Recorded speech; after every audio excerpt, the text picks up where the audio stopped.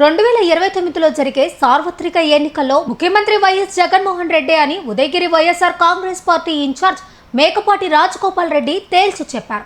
ఈ క్రమంలో ఆయన వింజమూరులోని విఆర్ ఫంక్షన్ ప్లాజాలో నేతలు కార్యకర్తలతో ఆత్మీయ సమావేశంను నిర్వహించారు. ఈ సందర్భంగా రాజగోపాల్ రెడ్డి మాట్లాడుతూ దివంగత మహానేత మాజీ ముఖ్యమంత్రి డాక్టర్ వైఎస్ రాజశేఖర్ రెడ్డి తర్వాత ఆయన తనయుడు ముఖ్యమంత్రి వైఎస్ జగన్మోహన్ రెడ్డిలు ప్రజల సంక్షేమం కోసం పాటుపడిన వైనం అందరికీ తెలిసిందే అన్నారు. నాడు వారు రాష్ట్ర ప్రజల కోసం ప్రవేశపెట్టిన ప్రజా సంక్షేమ పథకాలు నేటికి ప్రజల గుండెల్లో జరగని ముద్రను వేసుకుని ఉన్నాయన్నారు. ఇప్పటికప్పుడు ఎన్నికలు వచ్చిన వైఎస్ఆర్ కాంగ్రెస్ పార్టీ ప్రపంచం సృష్టించడం ఖాయమన్నారు. 2029లో జరిగే సార్వత్రిక ఎన్నికల్లో ముఖ్యమంత్రి వైఎస్ జగన్మోహన్ రెడ్డి అని ఉదయగిరి వైఎస్ఆర్ కాంగ్రెస్ పార్టీ ఇన్ఛార్జ్ మేకపాటి రాజగోపాల్ రెడ్డి తేల్చి చెప్పారు. ఈ క్రమంలో ఆయన వింజమూరులోని విఆర్ ఫంక్షన్ ప్లాజాలో నేతలు కార్యకర్తలతో ఆత్మీయ సమావేశంను నిర్వహించారు. ఈ సందర్భంగా రాజగోపాల్ రెడ్డి మాట్లాడుతూ దివంగత మహానేత మాజీ ముఖ్యమంత్రి డాక్టర్ వైఎస్ రాజశేఖర్ రెడ్డి తర్వాత ఆయన తనయుడు ముఖ్యమంత్రి వైఎస్ జగన్మోహన్ రెడ్డిలు ప్రజల సంక్షేమం కోసం పాటుపడిన వైనం అందరికీ తెలిసిందే అన్నారు. నాడు వారు రాష్ట్ర ప్రజల కోసం ప్రవేశపెట్టిన ప్రజా సంక్షేమ పథకాలు నేటికి ప్రజల గుండెల్లో జరగని ముద్రను వేసుకుని ఉన్నాయన్నారు. ఇప్పటికప్పుడు ఎన్నికలు వచ్చిన వైఎస్ఆర్ కాంగ్రెస్ పార్టీ ప్రపంచం సృష్టించడం ఖాయమన్నారు. ఒక వాటర్ ప్లాంట్ శంకుస్థాపన చేయడానికి రావడం జరిగింది. ఆ రోజు వింజమూరు ప్రముఖులందరూ అక్కడికి వచ్చారు. నేను వాళ్ళందరినీ చూసిన తర్వాత ఇక్కడ మాట్లాడటం కాదు, మళ్ళా 4 రోజుల తర్వాత మీటింగ్ పెట్టి అందరినీ కలుద్దామనే ఉద్దేశంతో ఇప్పుడు ఈ మీటింగ్ పెట్టడం జరిగింది. మనకేమి నెక్స్ట్ మంత్లో ఎలక్షన్ మాత్రం ఏమి 2 సంవత్సరాలు అయిపోయినాయి, ఎలక్షన్లు అయిపోయి అయినా మళ్ళా అందరినీ కార్యకర్తలందరినీ కలుస్తామనే ఉద్దేశంతో ఇది పెట్టడం జరిగింది. ముఖ్యంగా జగన్మోహన్ రెడ్డి ఆయన కులము మతము పార్టీ అనేది మనకు లేదు.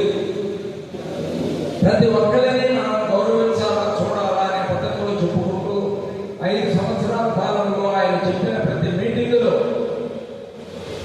ప్రతి ఒక్కరూ ప్రజలు అనే వాళ్ళని చూడాల్సిందేమో అనే పద్ధతిగా చెప్పడం జరిగింది.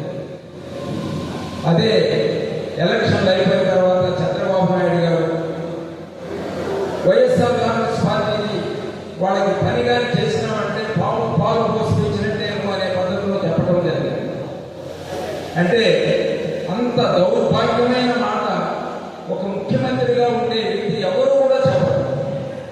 అంటే ఆయన ఒక స్టేట్కి హెడ్, ఆయనే దాన్ని అటువంటి వ్యక్తి ఒక పార్టీని కంప్లీట్గా సపరేట్ చేసి ఒక పార్టీ వాళ్ళకే, మా పార్టీకే, కూటమి ప్రభుత్వానికే పనులు చేయాలా అనేది చెప్పడం అనేది చాలా దురదృష్టకరమైన విషయం. నేను చాలా మంది దగ్గరికి వెళ్తున్నాను, ఇది పొలిటీషియన్స్ దగ్గర. కొంతమంది ఎమ్మెల్యేలకు కానీ కొంతమంది మినిస్టర్లకు కానీ కూర్చోమని చెప్పే జ్ఞానం కూడా ఉండదు.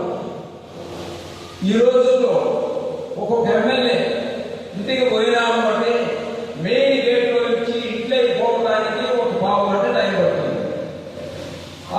అక్కడికి పోయిన తర్వాత అక్కడ కూర్చున్న తర్వాత ఆ ఎమ్మెల్యే మీకు అపాయింట్మెంట్ ఇచ్చి మీకు కనిపించడానికి ఒక 1/2 గంట టైం పడుతుంది. అక్కడికి వచ్చిన వ్యక్తిని కూర్చోమని కూడా చెప్పరు. అంటే ఎమ్మెల్యే అనే పదవి అదే ముఖ్యమంత్రి పదవో ప్రైమ్ మినిస్టర్ పదవో నేను అనుకుంటారో ఏమో నాకు తెలియదు, కానీ కూర్చోమని చెప్పే జ్ఞానం కూడా ఉండాలి. ఎమ్మెల్యేలు చాలా మంది ఉన్నారు. అటువంటి సంస్కారం మా దగ్గర లేదు. మేము ఎవరు వచ్చినా సరే మా ఇంటికి వస్తే నేరుగా రావచ్చు, కూర్చోవచ్చు. టీ టైంకి వస్తే టీ ఇస్తాము, టిఫిన్ టైంకి టిఫిన్ పెడతాము, లంచ్ టైంకి లంచ్ పెడతాము. ఈ పద్ధతిలో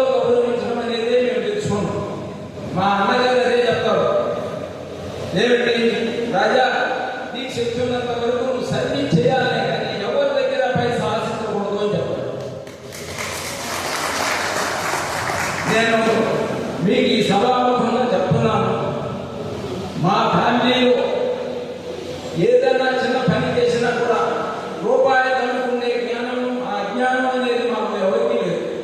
ఏదైనా పొరపాటు జరిగి ఉండొచ్చేమో కానీ మేము మాత్రం చాలా పద్ధతిగానే పాటిస్తాం. ఖచ్చితంగా ఎటువంటి పదవులు ఇచ్చినా ఏమి చేసినా సరే మేము ఇక్కడ ఎంత ఖర్చు పెట్టిన ఎలక్షన్లో మళ్ళా అది సంపాదించుకోవాలనే ఆలోచన మాత్రం మాకు ఏమాత్రం లేదు. మేము సర్వీస్ చేయటం వరకే కానీ మీ దగ్గర నేను ఈ ఎలక్షన్లో ఇంత ఖర్చు పెట్టాను కదా దానికి డబ్బులో దుడ్డులో సంపాదించుకోవాలనే ఆలోచన మాకేమాత్రం మా కుటుంబానికి మాత్రం లేదు. కాబట్టి మేము ఒకటే చెప్తున్నాను, నేను ఏదైనా సరే మీకు సర్వీస్ చేయడానికే ఉంటాను కానీ మీ దగ్గర దోసుకోవడం మాత్రం జరిగిన పని.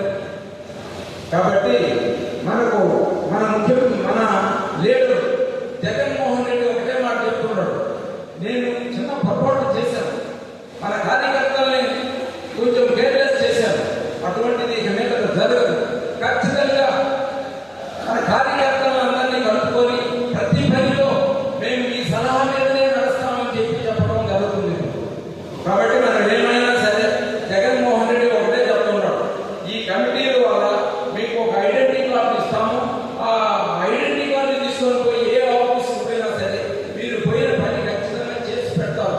కాబట్టి మీరు ఈ ఐడెంటిఫికేషన్ కార్డు అనేది ఇచ్చేటప్పుడు సరైన వ్యక్తికే ఇవ్వండి. పొరపాటు చేసి ఎవరన్నా చేతగాని వ్యక్తికి ఇచ్చి వాడు అమ్ముడు పోయే పద్ధతిలో మాత్రం ఉండకూడదు. అమ్ముడు పోయడం జరిగింది అంటే వాడు డబ్బులు కరెక్షన్కే అలవాటు పడతారు.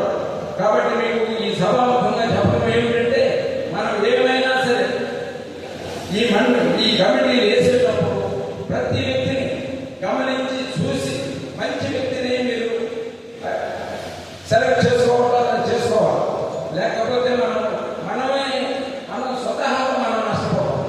ఎందువల్లంటే ఇప్పుడు మనకు కూటమిలో వాడు ఎవరో ఒక ఫ్రెండ్ ఉంటారు, మనోడే కదా మంచి ఫ్రెండ్ కదా వీడిని మనం ఎట్లా ఒకటి పెట్టచ్చు అని అంటే వాడు వచ్చిన తర్వాత వాడికి ఇదే పని అవుతుంది. మేము అటువంటి మాకు చాలా అనుభవాలు ఉన్నాయి. మా ఫ్యామిలీ మెంబర్సే మాతోటి ఉంటూనే మళ్ళా ప్రతి ఎలక్షన్కి మారేది. ఇప్పుడు మాతోటి ఉంటారు, రేపు గవర్నమెంట్ ఒకటి వస్తే దానికి పోతారు, ఇంకో గవర్నమెంట్ వస్తే దానికి పోతారు. ఈ పద్ధతిలో మాకు బ్రహ్మాండంగా బెనిఫిట్ అయిన వాళ్ళు కూడా ఉన్నారు మా ఫ్యామిలీస్లోనే చెప్తున్నారు. నేను వెనకన్నా ఇక్కడ బయట వాళ్ళ గురించి చెప్పడం కాదు, మా ఫ్యామిలీస్లోనే ఇలాంటి వాళ్ళు ఉన్నారు కాబట్టి మీకు క్లియర్గా చెప్పడం జరుగుతుంది. మనం రేపు మళ్ళా నెక్స్ట్ ఇయర్ నుంచి జగన్మోహన్ రెడ్డి పాదయాత్ర మొదలు పెడతారు. ఒక్కొక్క కాన్స్టిట్యూన్సీలో 3 రోజులు ఆయన ప్రయాణం నడుస్తుంది. ఖచ్చితంగా ప్రతి ఒక్కళ్ళని కలవడం జరుగుతుంది. ఖచ్చితంగా కలిసినప్పుడు ఆయనకు మన విషయాలన్నీ చెప్పుకోవచ్చు. ఆయన కూడా ఎంతవరకు కావాలో అంతవరకు నాబట్టి ఇప్పుడు సంపాదించుకొని ఆయన రెడీగా ఉన్నాడు. వచ్చిన తర్వాత మనం ఏది చెప్పినా ఈయనని కూడా రెడీగా ఉన్నాడు. కాబట్టి మనకు జగన్మోహన్ రెడ్డిని ఎటువంటి పరిస్థితుల్లో 28లోనో 29లోనో ఎలక్షన్ రావడం జరుగుతుంది. ఇప్పుడు మనం ప్రతి ఒక్కరు, నేను మొన్న జగన్మోహన్ రెడ్డి బర్త్డే రోజు చూశాను. నేను ఏదో ఉదయం కట్ చేసి పోదామని అనుకుని బయలుదేరిన. ఉదయం పోయిన తర్వాత గుర్తులు అదే విధంగా ప్రతి ఊర్లో నేను పోయేటప్పుడు కారు కట్టలు వచ్చి ఆకు తీసుకుని వాళ్ళు ఊళ్ళకి తీసుకుపోయి కేక్ కట్ చేసి పంపించిన వాళ్ళు. అంటే మన ఇంట్లో మన పెట్టికి, మన సొంత పెట్టికి మనం బర్త్డే చేసుకున్నట్టే జరిగింది. కానీ మొన్న ఆ ప్రోగ్రాం చూసిన తర్వాత ఈ కూటమి ప్రభుత్వానికి ఎక్కడ లేని గొంతు అనేది తయారైంది. కాబట్టి ఈ రోజు పరిస్థితి ఏమిటంటే ఆఫీసర్లలో కూడా మనం ఇప్పుడు చాలా జాగ్రత్తగానే ఉండాలి, లేకపోతే మాత్రం చాలా ఇబ్బందులు పడతాం అనే పద్ధతికి తయారయ్యారు ఏ ఆఫీసర్ అయినా సరే. కాబట్టి మనం ఇటువంటి పరిస్థితుల్లో మనకి జగన్మోహన్ రెడ్డి 28లో ఎలక్షన్లు వస్తాయి, 29లో ఎలక్షన్లు వస్తాయి, 29లో ఖచ్చితంగా ఆయన ముఖ్యమంత్రి కావడం గ్యారెంటీ. మనకు ఈ జరిగిన నష్టాన్ని మనం అది వడ్డీతో సహా తీర్చుకోవడం కూడా